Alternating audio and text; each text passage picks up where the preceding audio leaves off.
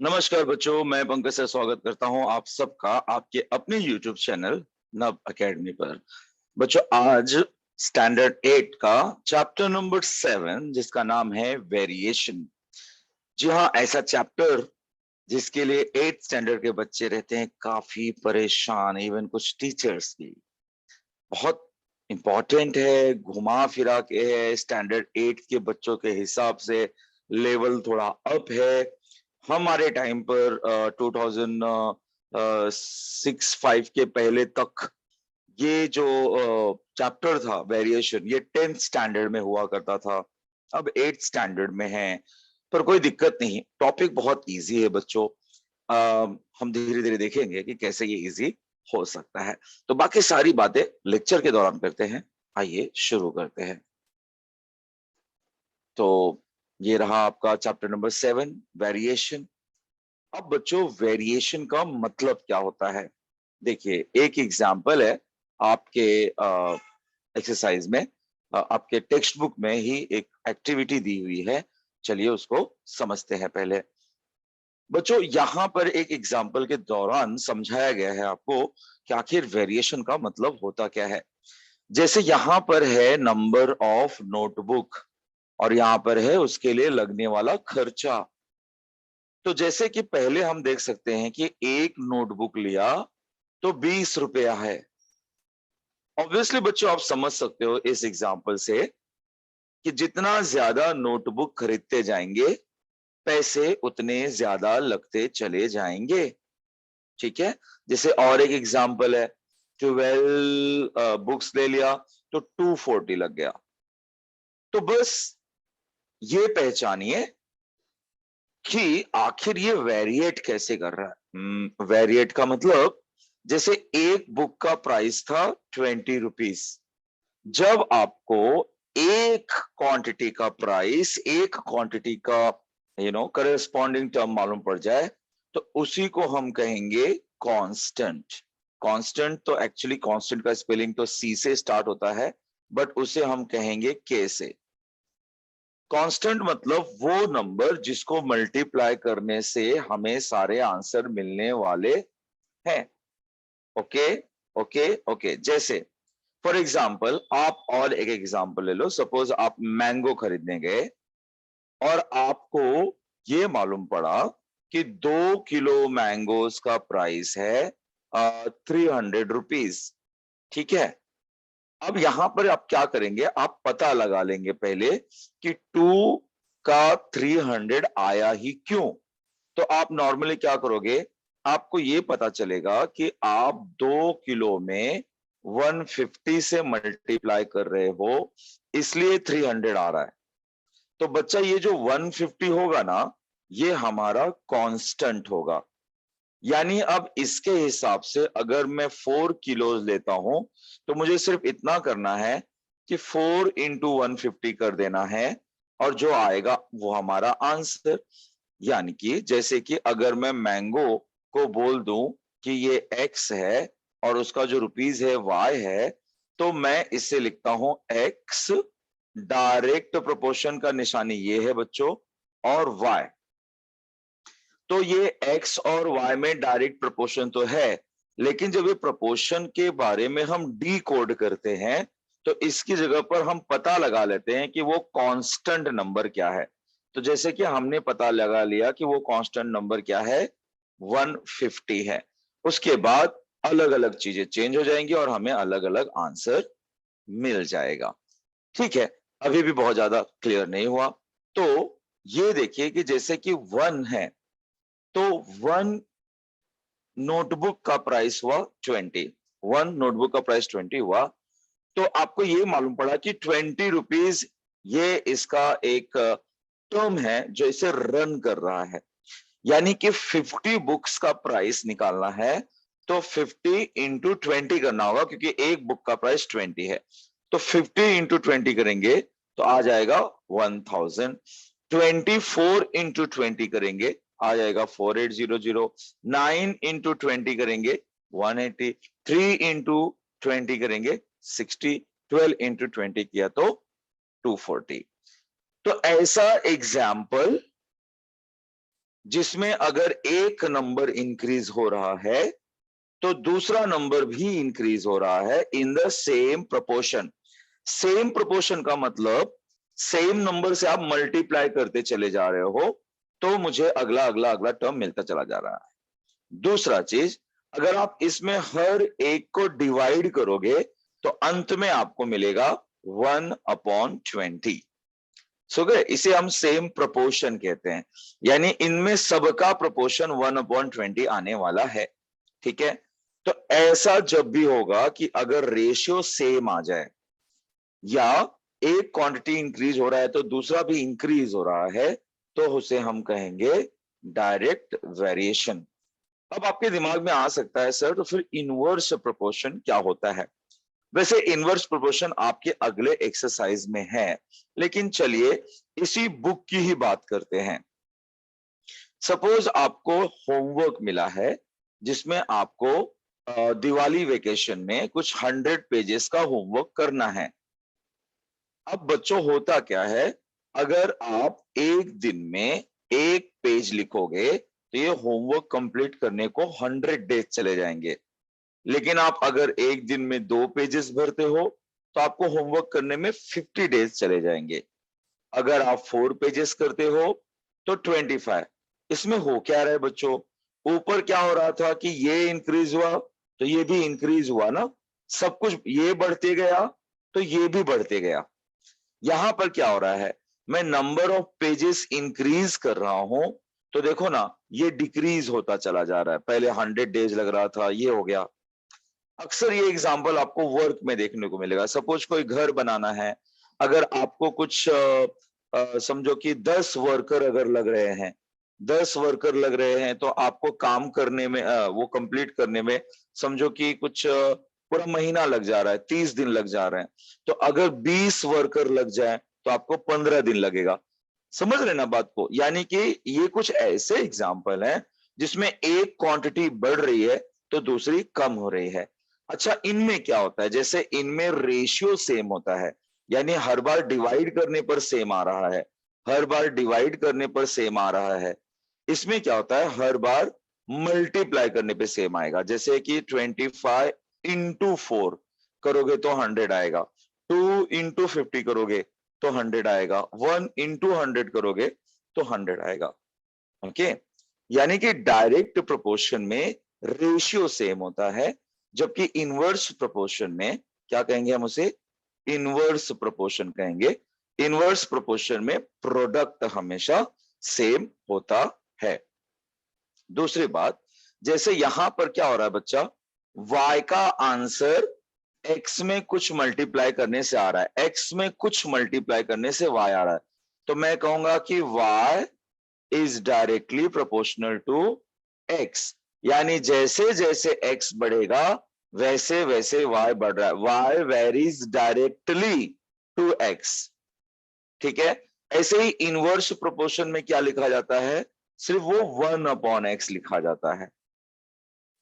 क्या करते हैं इसका हम लोग, कैसे उसको सॉल्व करते हैं, तो पूरा एक्सरसाइज इसी बारे में है, हम तब बात कर लेते हैं। तो इस तरह से इसे दिखाया जाता है बच्चों। ये पेज आप नोट स्क्रीनशॉट ले लेना, बड़े काम की चीज है। चलिए, सबसे पहला चीज आपको सिर्फ सिंबल में लिखना ही सिखा रहा है। पहला क्वेश्चन बहुत ज्यादा इजी, कह रहा है कि circumference of a circle is directly proportional to its radius. और हमें करना क्या है, सिर्फ सिंबल में लिखना है। C is directly proportional to R, तो बस आपको लिखना है C directly proportional to R, बस आपने उसको सिंबल में लिखा। Consumption of petrol in a car and distance traveled by that car, that is D, are in direct proportion। आपके काम की चीज क्या है कि L is directly proportional to D। तो इस क्वेश्चन में इतना ही करना था, आपको सिर्फ सिंबल फॉर्म में लिखना था। अब आ गया आपके पास असली सम। अच्छा बच्चों, इसके पहले कि मैं इसका ऑफिशियल मेथड बता दूं, मैं आपको इसको शॉर्टकट ट्रिक बता देता हूं। अब भाई ये तो कंफर्म है कि ये डायरेक्ट वेरिएशन है, डायरेक्ट वेरिएशन में हमेशा जो रेशियो होगा वो सेम आएगा, यानी कि अगर पहले वाले क्वांटिटी का रेशियो 1/8 है, तो दूसरे वाले क्वांटिटी का भी रेशियो देखिए 4 8 जा 32 1/8 ही आएगा, ये कंफर्म है। तो इसका आंसर भी 1/8 होना चाहिए। सपोज ये हमें नहीं पता, तो मैं इसे x लिख लेता हूं। तो मैं ऐसे लिख सकता हूं x/56, और आप क्रॉस मल्टीप्लाई कर लीजिए, ये हो गया 8x, यानी कि x is equal to 56 divide by 8, that's 8 7 यानी कि x इज इक्वल टू 7 आ जाएगा। तो इसका डायरेक्टली आंसर भी 7 निकल सकता है। पर ऐसा आप तभी करना जब आपके स्कूल टीचर इस डायरेक्ट मेथड से करें तब। अगर आपके स्कूल टीचर इस मेथड से नहीं कर रहे हैं तो आपके मार्क्स कट सकते हैं। तो जानते हैं ऑफिशियल मेथड क्या है। सबसे पहले क्वेश्चन को रीड करिए।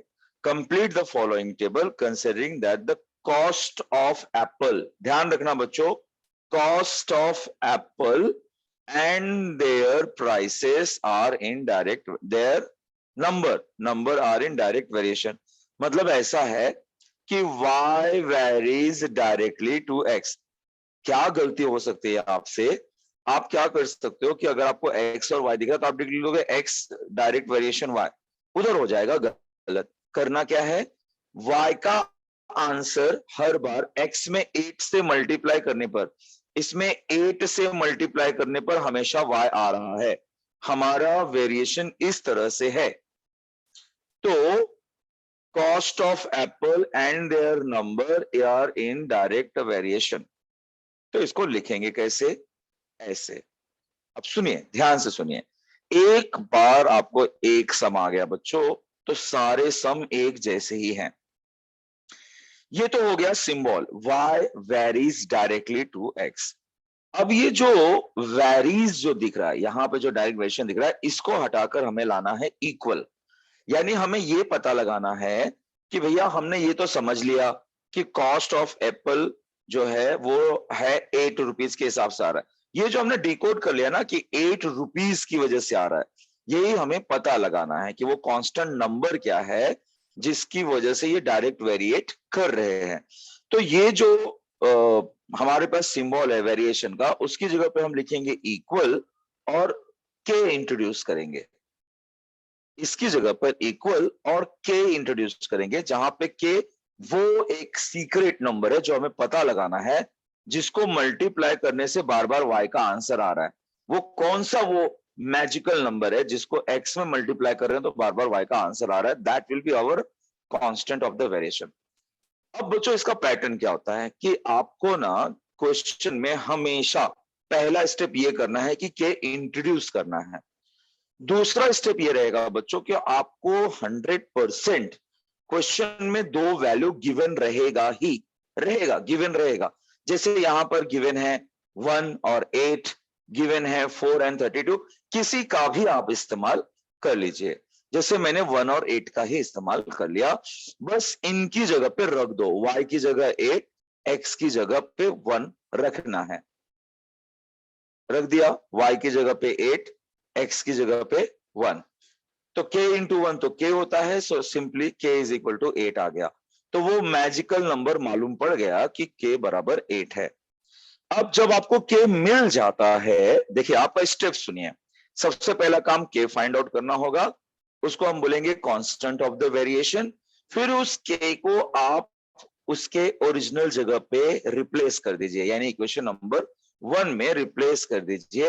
ये हो गया आपका ऑफ द वेरिएशन। अब आपकी मदद ये करेगा हमेशा, क्योंकि आपको मैजिकल नंबर मालूम पड़ गया है। होता क्या है, देखिए स्टेप्स याद कर लीजिए। सिंपल, पहला सिंबल फॉर्म में लिखिए, के इंट्रोड्यूस करिए, दो वैल्यू दिया ही रहेगा, उससे आप के निकाल लीजिए, के का वैल्यू वापस रख दीजिए, इक्वेशन निकाल लीजिए। अब हमेशा आपको एक वैल्यू गिवन रहेगा, एक अननोन रहेगा। जैसे कि पहले वाले में y गिवन है, x अननोन है। तो आपने जो इक्वेशन फाइंड आउट किया है पहले उसको तो लिखिए। अब बस बच्चा जो पता है वो रख दो। y का वैल्यू 56, तो 56 is equal to 8x, 56 is equal to 8x। तो x का वैल्यू कैसे आएगा, 56 डिवाइड बाय 8 यानी कि 7, यानी कि आंसर आ गया 7। एक बार अगर आपका इक्वेशन निकल गया बच्चों तो ये बहुत बहुत ज्यादा इजी हो जाता है। चलिए दूसरा देखते हैं, x is equal to 12 y question mark. आप लिखिए इक्वेशन ऑफ द वेरिएशन। देखिए क्या दिया है, x की जगह पर आपको 12 रख देना है, तो ये तो इजी है, 8 इंटू 12 करोगे 96 आ गया, यानी कि वैल्यू 96 हो गया। फिर आपको y इज इक्वल टू 160 है, x पूछा है, इक्वेशन लिखिए, वैल्यू रखिए, x निकालने के लिए आपको डिवाइड करना पड़ेगा, so you get 20 and that's it, you get 20। देखिए आपको टेबल में 3 चीजें पूछी हैं, वो तीनों चीजें निकालना इजी था बच्चों। मतलब ये स्टेप किसी किसी में सिर्फ एक ही पूछा रहेगा तो बहुत छोटा हो जाएगा। ज्यादा इंपॉर्टेंट क्या है, आपका लेफ्ट वाला पार्ट, ये वो भी देखिए आपको कैसे धीरे धीरे प्रैक्टिस होता जाएगा। अगला सम देखिए, नॉर्मली एग्जाम में बच्चों क्वेश्चन इस तरीके से आएगा। क्या क्या स्टेप रहेगा, सबसे पहले जो गिवन है वो लिखिए, डायरेक्ट वेरिएशन है m, directly variation to n, इसको हटाइए, k लाइए। 100% आपको दो वैल्यू दिया ही होगा, हाँ दिया है, m 154 है तो n 7 है, करिए उसको पुट, इसमें पुट करिए 154 और 7। तो k का वैल्यू कैसे आएगा, 7 से डिवाइड करने पर आ जाएगा, तो 7 से डिवाइड करेंगे तो आ जाएगा 22। k मालूम पड़ गया, उसको आप उसमें रख दीजिए, वेरिएशन में रख दीजिए, आपको आ गया 22n, m is equal to 22n। इसी को हम कहेंगे इक्वेशन ऑफ द वेरिएशन। ये स्टेप अगर आपने समझ लिया, अगर आपको ये पकड़ में आ गया है, आप इक्वेशन बना पा रहे हो बच्चों, then you are the winner of this chapter. इस चैप्टर में फिर कोई तकलीफ है ही नहीं। अच्छा, जैसे ही इक्वेशन आ गया तो आपको एक वैल्यू दिया रहेगा, एक वैल्यू अननोन रहेगा। वो बोल रहा है कि find the value of m जब n है 14। वे इक्वेशन लिखिए, क्या दिया है n, डाल दीजिए वैल्यू, ये आ गया आंसर। यानी कि जब मैं पीछे स्लाइड पढ़ाता हूं, 1 मिनट रह गया, हाँ, यानी कि जब n इज इक्वल टू 14 था तो m का आंसर हुआ 308। That's how very easy is this. फिर से टेबल आ गया बच्चों। चलिए अब आप मेरी मदद करिए, यहां पे क्वेश्चन कह रहा है कि n varies directly to m, n नीचे वाला वेरीज टू m। ये आप ध्यान रखना, अगर आपने उल्टा लिखा तो आपके आंसर आने रॉन्ग स्टार्ट हो जाएंगे। पहला स्टेप, इसे हटाइए, k लिखिए।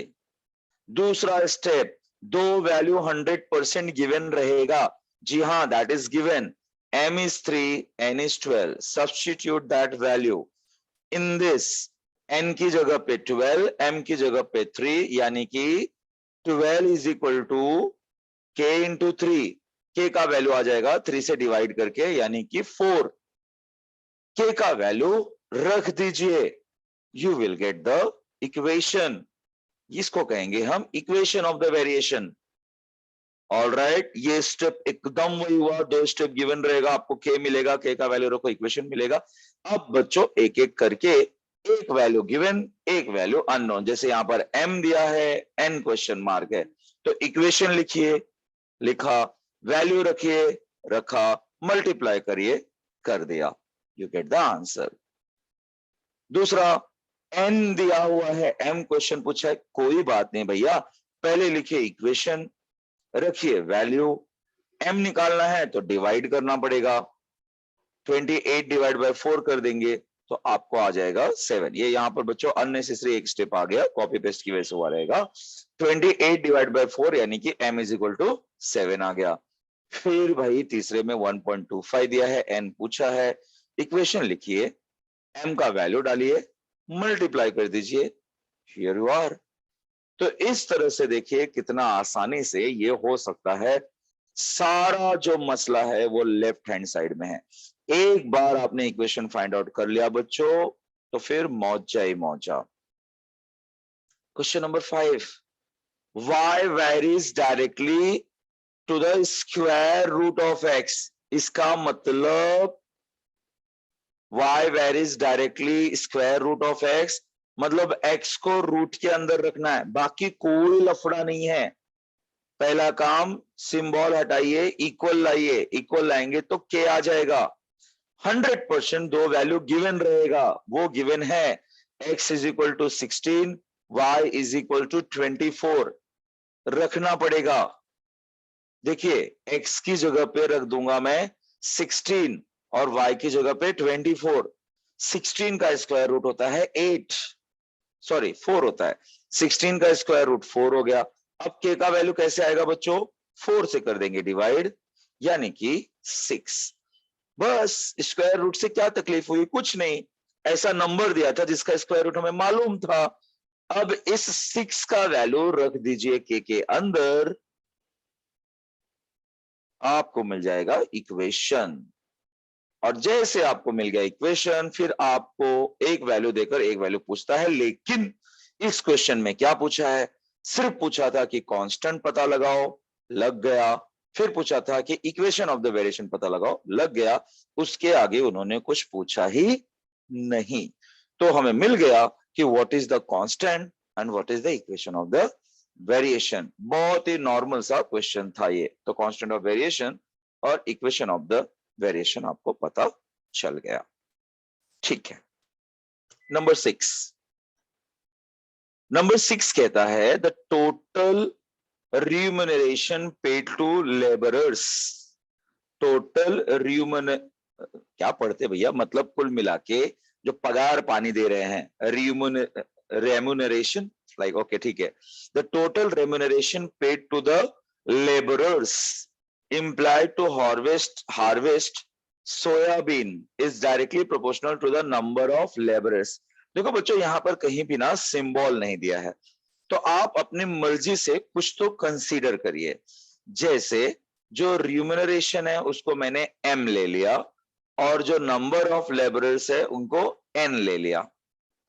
ठीक है, m का मतलब हो गया रिम्यूनरेशन, तो पैसा, n मतलब हो गया लेबर। अब आप सोच के बताओ कि कौन किसको डायरेक्ट वेरिएट कर रहा है। जितना ज्यादा नंबर ऑफ लेबर होंगे उतना ज्यादा रिम्यूनरेशन पेड करना पड़ेगा। यानी कि हमारा m का वैल्यू किस पर डिपेंड करता है? n पर ना। जितने ज्यादा लेबर्स होंगे उतना ज्यादा m होगा। तो मैं इसे लिखूंगा कि m direct variation to number of labourers, m directly proportional to n। ये मैंने क्वेश्चन का पार्ट लिखा। Since the total remuneration paid to the labourers is in direct variation with the number of labourers, therefore m directly proportional to n। उसके बाद तो वही दुनिया है। वेरिएशन का सिंबल हटाइए, के लाइए, डन। दो वैल्यू गिवन ही रहेगा, वो रखिए। जैसे कि देखिए 4 लेबरर्स, लेबरर्स मतलब n दे दिया है और 1000 रुपीज होता है, यानी कि m दे दिया है। तो n 4 है तो m 1000 है। रखिए m की जगह पे 1000, n की जगह पे 4, कर दीजिए डिवाइड, यानी कि 250 रुपीज। यानी आपको क्या मालूम पड़ा पता है? आपको ये मालूम पड़ा कि एक लेबर को कितना रुपीज देना होता है, वही होता है कांस्टेंट। अब बस बच्चों k का वैल्यू इसमें रख देना है, आपको मिल जाएगा इक्वेशन। एक बार आपको इक्वेशन मिल गया तो फिर आपका काम बन गया। अब आपको एक वैल्यू दिया होगा और एक वैल्यू पूछा होगा। Find the remuneration of 17 labourers, यानी कि n दिया हुआ है, m पूछा हुआ है, इक्वेशन लिखा, वैल्यू रखा, आंसर आ गया। यानी कि remuneration of 17 laborers is 4250। That's it. You're done. All right बच्चों, ठीक है। बहुत इजी है। बस एक बार आपको पैटर्न आ गया बच्चों तो ये एक्सरसाइज आ जाएगा। उम्मीद करता हूं कि मेरी ये मेहनत आपको पसंद आई हो, आपको समझ में आया हो। नो डाउट चैप्टर थोड़ा डिफिकल्ट है, टाइम लगेगा। 2 से 3 बार रिवाइज करके पढ़िए, आपको जरूर समझ में आएगा। आपके कमेंट्स जरूर बताइए कमेंट बॉक्स में। Bye bye.